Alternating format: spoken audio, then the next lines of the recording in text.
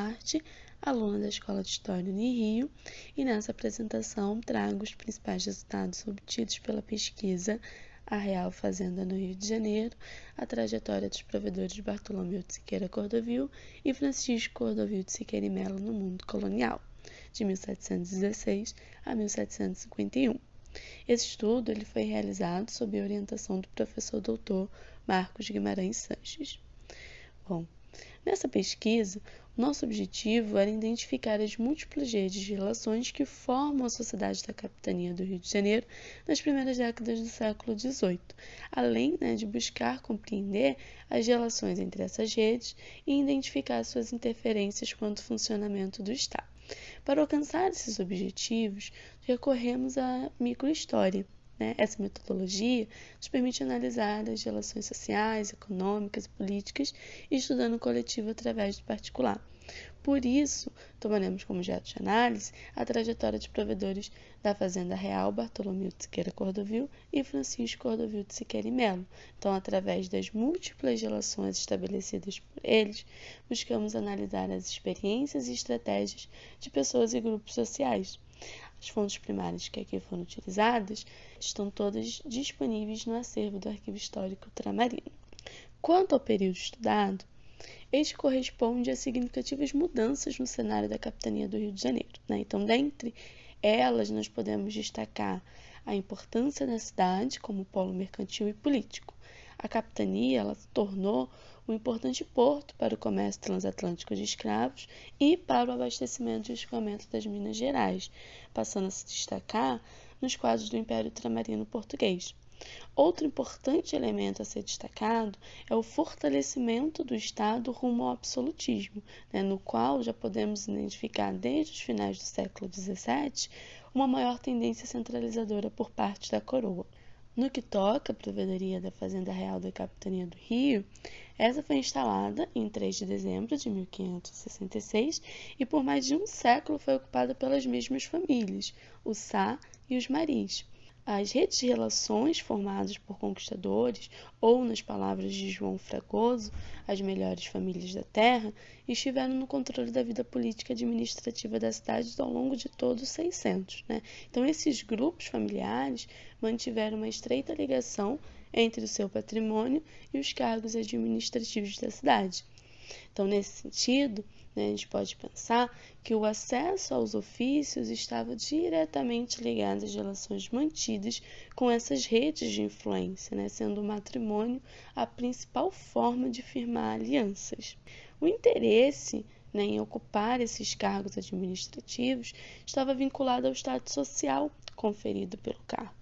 Então, assim como outras instituições administrativas, a provedoria da fazenda era alvo de indivíduos que desejavam agregar ofícios às suas riquezas.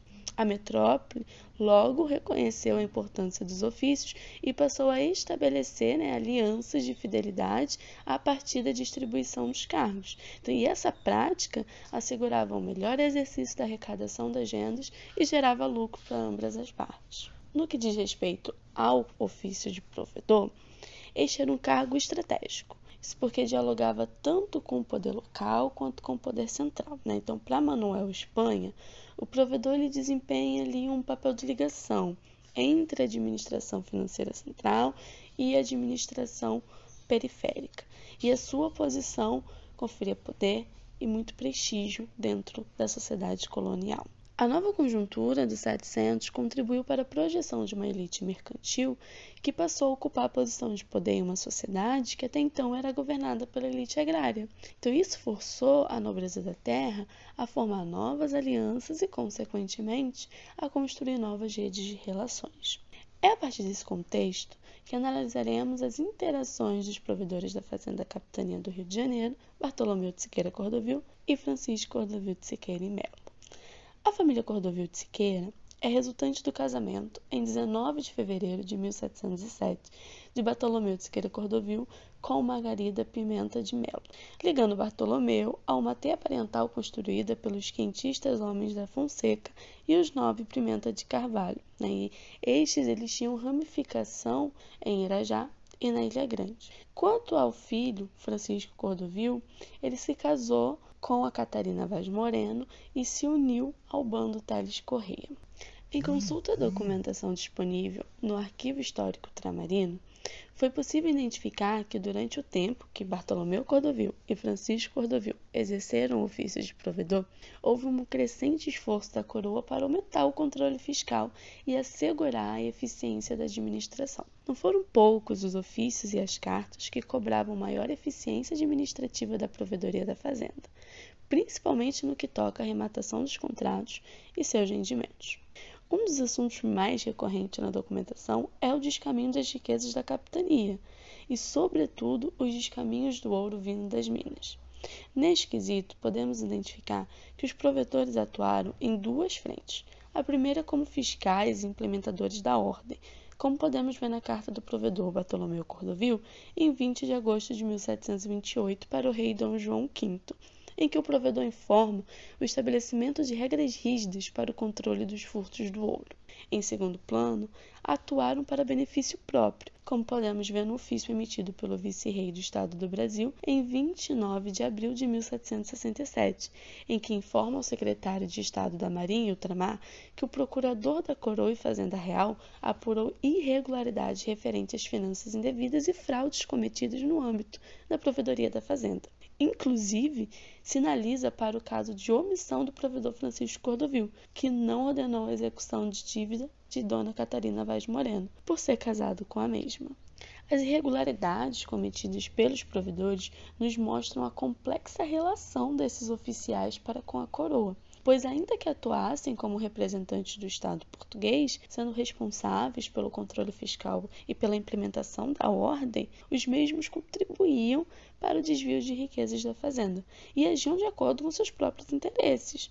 Como nos interessa aqui identificar as relações e as tensões das redes de poder que constituíam essa sociedade colonial, algumas cartas que abordam um pouco mais os conflitos de jurisdição e os conflitos de nomeações de cargo nos ajudam a exemplificar essas tensões que existiam nessa sociedade. Como já mencionei, os ofícios conferiam um certo status social e influência para as redes de poder. Por isso a importância de ter um dos seus ocupando o cargo.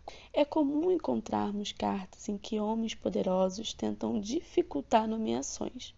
Este é o caso da carta de 17 de maio de 1729, em que Bartolomeu Cordovil informa ao rei Dom João V sobre os obstáculos colocados pelo governador da capitania, Luís Vaia Monteiro, acerca da nomeação de Antônio Ferreira Travassos para o cargo de provedor de registros de Aguaçu no caminho das Minas. Quanto ao conflito de jurisdição, encontramos várias cartas queixosas dos provedores que relatam ao rei sobre a quebra de hierarquia, como por exemplo, em 30 de outubro de 1744, em que Francisco Cordovil pede esclarecimento ao rei Dom João V sobre a relação hierárquica entre as autoridades do Estado para evitar situações de concorrência. Apesar da característica patrimonial dos cargos, estes não eram transmitidos sem autorização do rei.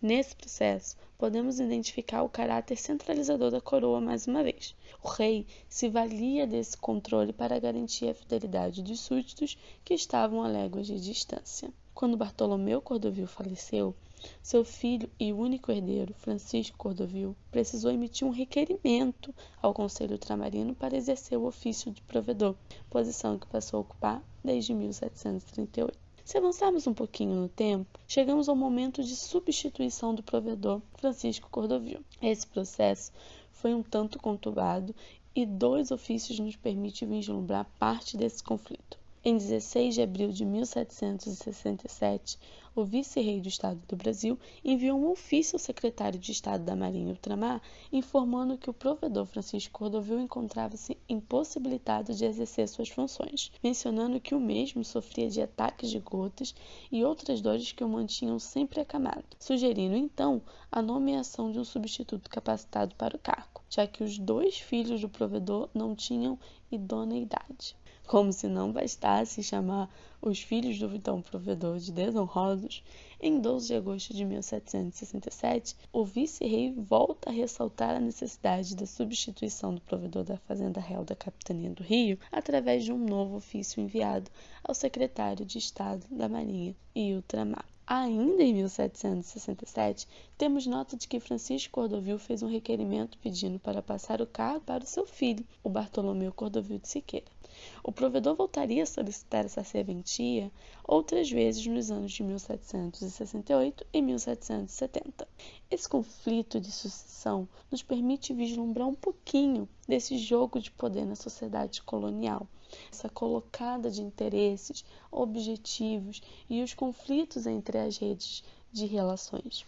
Até aqui, essa investigação nos permitiu constatar que a Provedoria da Fazenda atuava tanto como instituidora da ordem, quanto como um espaço que incorpora complexas relações de interesses objetivos. Nesse sentido, a relação entre a metrópole e a colônia se dava por meio de uma articulação entre os interesses da coroa e os interesses objetivos de grupos sociais dominantes, sendo os colonos participantes ativos dessa estruturação. Por fim, é importante ressaltar que o uso de subsistemas por parte da coroa não deve ser considerado como um enfraquecimento do Estado, mas como uma adaptação à realidade colonial. Com isso, encerro a minha apresentação. Obrigada.